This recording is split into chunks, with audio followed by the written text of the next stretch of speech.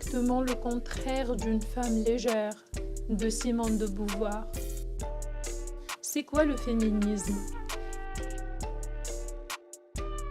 Il s'agit d'un mouvement initié par des femmes et des hommes préconisant la liberté et l'indépendance des femmes et l'amélioration de leur situation.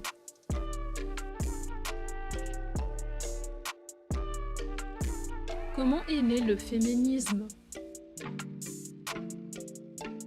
Entre 1850 et 1945, une première vague de féminisme est apparue dans les pays européens et les États-Unis.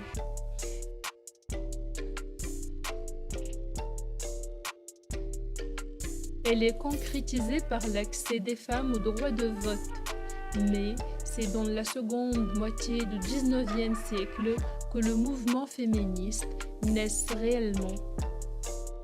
Aux États-Unis, la conclusion de la Convention de Seneca Falls en 1848 était un grand point de départ, puisqu'elle constitue la première convention pour les droits de l'homme.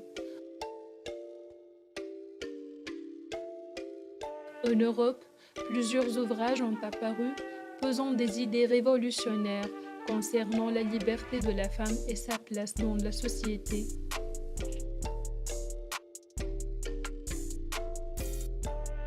La deuxième vague féministe commence à la fin des années 60.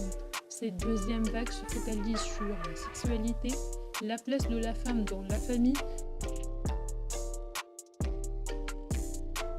mais aussi les violences conjugales comme le viol. Mais c'est quoi le but du féminisme? La liberté, l'indépendance, l'égalité et la sécurité de la femme sont les buts du féminisme. Faisons enfin la question, y a-t-il de féminisme dans les pays arabes? Oui, dans certains pays arabes, la situation de la femme est améliorée suite à la lutte contre le patriarcat et les pouvoirs tyranniques.